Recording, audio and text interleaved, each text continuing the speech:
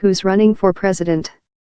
Click here for NewsPulse News 2020 Tracker. Senator Elizabeth Warren, D-Mass, on Friday endorsed eliminating the legislative filibuster in the Senate if Democrats take the White House. Speaking at the Reverend Al Sharpton's National Action Network conference in New York City, Warren framed the maneuver in a racial lens, pointing out that a bill to make lynching a federal crime took a century to pass the Senate because of filibusters by a small group of racists, and went on to discuss Senate Majority Leader Mitch McConnell's tactics in bogging down nominations to federal positions by former President Barack Obama. "I'm not running for president just to talk about making real structural change, I'm serious about getting it done. And part of getting it done means waking up to the reality of the United States Senate," Warren said. "So let me be as clear as I can about this: when Democrats next have power, we should be bold. We are done with two sets of rules, one for the Republicans and one for the Democrats. And that means when the Democrats have the White House again, if Mitch McConnell tries to do what he did to President Obama and put small-minded partisanship ahead of solving the massive problems in this country, then we should get rid of the filibuster. With the legislative filibuster in place, legislation needs 60 votes to pass the Senate, while abolishing it would mean bills could pass with a simple majority. 60-vote thresholds to confirm lower court and Supreme Court justices have been rolled back in recent years. Supporters of the filibuster say it helps foster bipartisanship, while critics have said it's simply a tool for enabling obstructionism.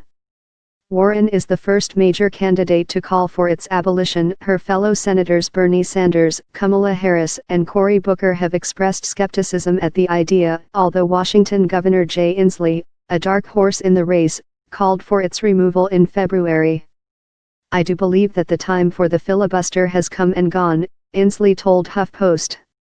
"It was an artifact of a bygone era that is not in the U.S. Constitution, and somehow it got grafted on in this culture of the Senate." Christopher Wilson, one by one. Sharpton asked the candidates whether they would pledge to sign a bill, proposed by Representative Sheila Jackson Lee, D. Texas, to form a committee to study reparations if elected president. "And they all did. When I'm elected president, I will sign that bill," Kamala Harris said, drawing loud cheers from the crowd. "Of course I would sign it," Sanders said. But he also said that real attention needs to be paid to the most distressed communities in America.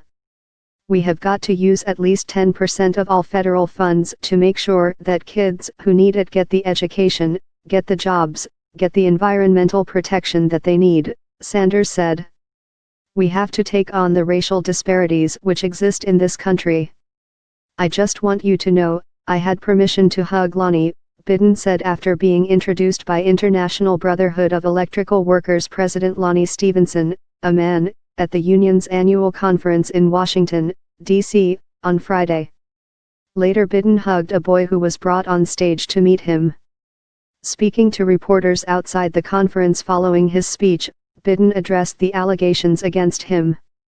"I literally think it is incumbent upon me, I think everybody else, to make sure that if you embrace someone, you touch someone, it is with their consent, regardless of your intentions," he said. Biden also said he wouldn't be surprised if more women came forward with allegations against him, but that he's had hundreds and hundreds of people contact him to say the exact opposite.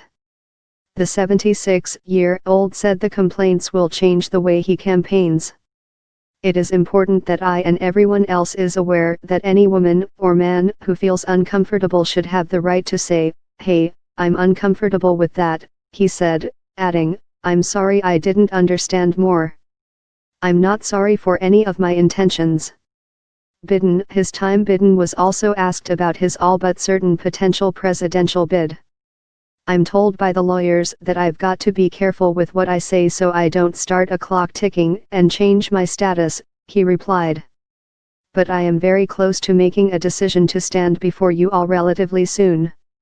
He added, "My intention from the beginning if I were to run was to be the last person to announce. And so, give everybody else their day, and then I get a shot and then off to the races." President Trump on Friday when asked whether he considers the former vice president a threat to his re-election next week. CNN is hosting back-to-back presidential town halls.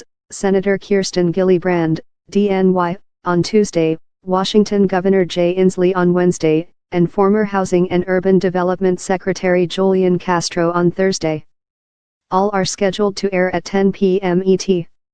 While the DNC does not believe that Fox is equipped to be a partner for a 2020 debate because of concerns of fairness at the highest levels within their organization, the DNC believes that we must reach all voters, including their audience, a DNC spokesperson said in a statement.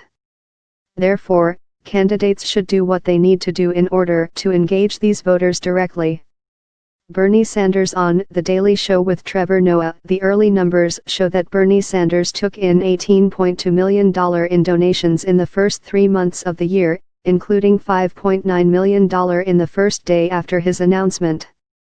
Kamala Harris raised $12 million for the quarter, and Pete Buttigieg, the Democratic mayor of South Bend, Industry, boasted just over $7 million in donations for his presidential bid.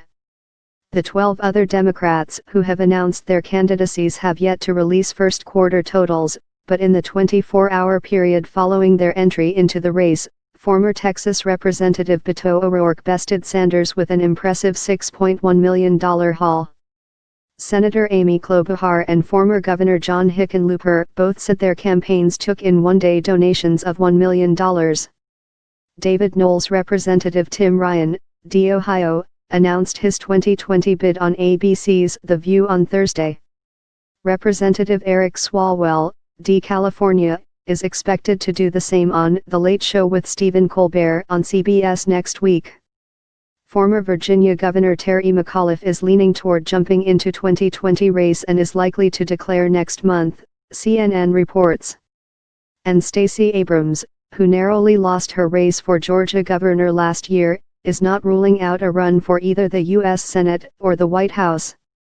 Stacey Abrams on MSNBC on a possible presidential bid. Manchester, NH source, Weather Underground. Read more 2020 coverage from NewsPulse News.